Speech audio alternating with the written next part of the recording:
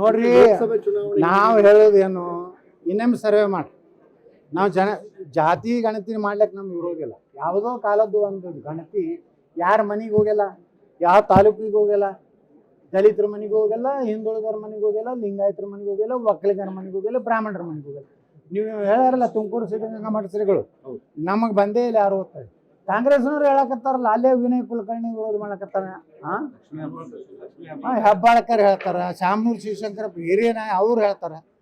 ಅಲ್ಲಿಂದ ಯಾರು ನಮ್ಮ ಎಜುಕೇಶನ್ ಮಿನಿಸ್ಟ್ರು ಮಧು ಬಂಗಾರಪ್ಪ, ನಮ್ಮದು ಸರ್ವೆ ಬಂದ್ರೆ ಅವ್ರ ಪಕ್ಷದಾಗನೇ ಅದು ಸರ್ವೆದಾಗ ನಮ್ಮ ಮನೆಗೆ ಬಂದಲ್ಲಿ ನಿಮ್ಮ ಮನೆಗೆ ಬಂದೆಲ್ಲತ್ತಾರ. ಮತ್ತು ಇದು ಯಾಕೆ ಇವರು ಸಿದ್ದರಾಮಯ್ಯನವ್ರು ಏನು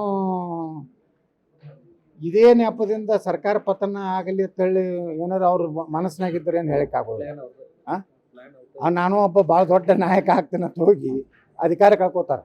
ಇದನ್ನು ಅವರು ಏನು ಈ ಜಾತಿ ಇದನ್ನು ಇವತ್ತು ಸಮೀಕ್ಷೆಯನ್ನು ಏನು ಸ್ವೀಕಾರ ಮಾಡ್ಯಾರ, ಅದನ್ನು ಯಾವುದೇ ಪರಿಸ್ಥಿತಿಯಲ್ಲಿ ಅದನ್ನು ಸರ್ಕಾರ ಒಪ್ಕೋಬಾರ್ದು. ಒಪ್ಕೊಂಡ್ರೆ ಭಾಳ ದೊಡ್ಡ ಅನಾಹುತ ಕರ್ನಾಟಕದಲ್ಲಿ ಆಗ್ತದೆ.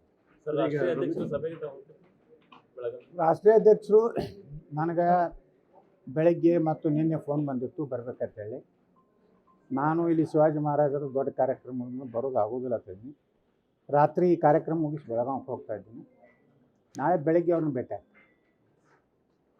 ಸರ್, ರಮೇಶ್ ಇಂಜಿನಿಯರ್ ಅವ್ರಿಗೆ ಹುಷಾರಿಲ್ಲ ಹಿಂಗೆ ಅಂತ ಹೇಳಿ ಕೂಡ ಈಗ ಅವರು ಅಡ್ಮಿಟ್ ಆಗಿದ್ದಾರೆ. ಈಗ ಅವ್ರು ಈ ನಿಟ್ಟಿನಲ್ಲಿ ಏನಂದ್ರೆ ಈಗ ಆಲ್ರೆಡಿ ಶುರುವಾಗಿದೆ, ಇಲ್ಲ ಲೋಕಸಭಾ ಟಿಕೆಟ್ನ ಈ ಬಾರಿ ಚೇಂಜ್ ಮಾಡಬೇಕು, ಯಾಕಂದ್ರೆ ಈ ರೀತಿ ಅನಾರೋಗ್ಯದಿಂದ ಅವ್ರು ಕಾಡ್ತಾರೆ ಅಂತ ಕೂಡ ಈಗ ಅನೇಕ ಊಹಾಪೋಹಗಳಿದ್ರೆ ಅದ್ರ ಜೊತೆಗೆ ಏನು ಅಂತಂದ್ರೆ ಗೊಂದಲ ಕೂಡ ಸೃಷ್ಟಿಯಾಗಿದೆ. ನೋಡಿ, ಸುಮ್ಮನೆ ಇವು ಏನಾಗ್ತಾವು, ಸುಮ್ಮನೆ ಅವರಿಗೆ ಅವರ ಚಿರಂಜೀವಿ ವಿನೋದ ಜಿಗಜಿಣಗಿ ಈಗಾಗಲೇ ಒಂದು ಹೇಳಿಕೆ ಕೊಟ್ಟ. ನಮ್ಮ ತಂದೆಯವ್ರಿಗೆ ಅಂಥದ್ದೇನು ಮೇಜರ್ ಇಲ್ಲ, ನಾರ್ಮಲ್ ಇದು ಟೆಸ್ಟಿಂಗ್ ಆಗಿದೆ, ನಾನು ಆಗ್ತಾಯಿದೆ. ಅದಕ್ಕೆ ಯಾರೂ ಅವರು ಮನೆ ಕುಟುಂಬನೇ ಇವತ್ತು ಹೇಳಿದ ಮೇಲೆ ಅದೇನಿಲ್ಲ. ಟಿಕೆಟ್ ಕೊಡೋದು ಬಿಡೋದು ಕೇಂದ್ರ ಹೈಕಮಾಂಡ್. ಕರ್ನಾಟಕದ ಯಾವುದೇ ಕ್ಷೇತ್ರವನ್ನು ಇನ್ನೂ ಘೋಷಣೆ ಮಾಡಿಲ್ಲ. ನಾವು ಎಲ್ಲರೂ ನಿರ್ಣಯ ಮಾಡೀವಿ, ಯಾರಿಗೇ ಕೊಡಲಿ ಪಕ್ಷ, ನಾವು BJPಗೆ ನರೇಂದ್ರ ಮೋದಿಯವರು ನಮ್ಮ ದೇಶಕ್ಕೆ ಅನಿವಾರ್ಯ ಇದ್ದಾರೆ. ಅಯೋಧ್ಯ ರಾಮ ಮಂದಿರ, ಹಿಂದುತ್ವ, ಮುಂದಿನ 2024 ನಂತರ ಮತ್ತೊಮ್ಮೆ ಭಾರತ 3ನೇ ಆರ್ಥಿಕ ಶಕ್ತಿ ಆಗಲಿ ಅನ್ನೋಂಥ ಉದ್ದೇಶದಿಂದ ದೇವರ ಸಾಕ್ಷಿಯಾಗಿ ಎಲ್ಲರೂ BJP ಯಾವುದೇ ಅಭ್ಯರ್ಥಿ ಸಣ್ಣ ಹುಡುಗ ಕೊಟ್ಟರು ನಾವು ಮಾಡ್ತೀವಿ. ಜಿಗ್ಜಿನಿಗೆ ಕೊಟ್ಟರು ಮಾಡ್ತೀವಿ, ಜಿಗ್ಜಿನವ್ರು ಬಿಟ್ಟು ಸಣ್ಣ ಹುಡುಗ ಒಬ್ಬ ಒಳ್ಳೆ ದಲಿತ ಯುವಕನ ಕೊಟ್ಟರು ನಾವು ಮಾಡ್ತೀವಿ. ನೋಡ್ರಿ, ಲೋಕಸಭೆ ಚುನಾವಣೆ ನಾವು ಹೇಳೋದೇನು, ಇನ್ನೊಮ್ಮೆ ಸರ್ವೆ ಮಾಡಿ. ನಾವು ಜಾತಿ ಗಣತಿ ಮಾಡ್ಲಿಕ್ಕೆ ನಮ್ಗೆ ಇರೋದಿಲ್ಲ. ಯಾವುದೋ ಕಾಲದ್ದು ಒಂದು ಗಣತಿ ಯಾರ ಮನೆಗೆ ಹೋಗಲ್ಲ, ಯಾವ ತಾಲೂಕಿಗೆ ಹೋಗಲ್ಲ, ದಲಿತರ ಮನೆಗೆ ಹೋಗಲ್ಲ, ಹಿಂದುಳಿದರ ಮನೆಗೆ ಹೋಗಲ್ಲ, ಲಿಂಗಾಯತರ ಮನೆಗೆ ಹೋಗಲ್ಲ, ಒಕ್ಕಲಿಗರ ಮನೆಗೆ ಹೋಗಲ್ಲ, ಬ್ರಾಹ್ಮಣರ ಮನೆಗೆ ಹೋಗಲ್ಲ. ನೀವು ಹೇಳಾರಲ್ಲ ತುಮಕೂರು ಸಿದ್ಧಗಂಗಾ ಮಠ ಶ್ರೀಗಳು ನಮಗೆ ಬಂದೇ ಇಲ್ಲ ಯಾರು ಓದ್ತಾರೆ. ಕಾಂಗ್ರೆಸ್ನವ್ರು ಹೇಳಕತ್ತಾರಲ್ಲ, ಅಲ್ಲೇ ವಿನಯ್ ಕುಲಕರ್ಣಿ ವಿರೋಧ ಮಾಡಕತ್ತಾರ. ಹೆಬ್ಬಾಳಕರ್ ಹೇಳ್ತಾರ, ಶಾಮನೂರು ಶಿವಶಂಕರಪ್ಪ ಹಿರಿಯ ನಾಯ ಅವ್ರು ಹೇಳ್ತಾರ.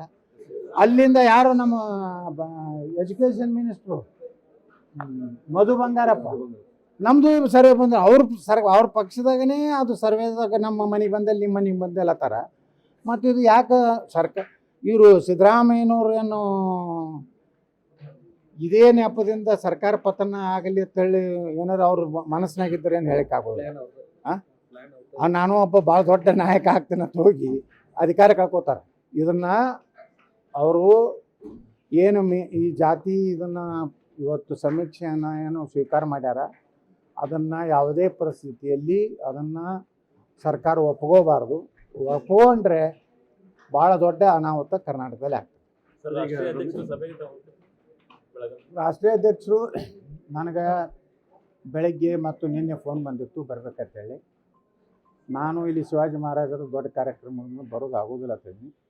ರಾತ್ರಿ ಈ ಕಾರ್ಯಕ್ರಮ ಮುಗಿಸಿ ಬೆಳಗಾವಿಗೆ ಹೋಗ್ತಾ ಇದ್ದೀನಿ. ನಾಳೆ ಬೆಳಗ್ಗೆ ಅವ್ರನ್ನ ಭೇಟಿ ಆಗ್ತೀನಿ.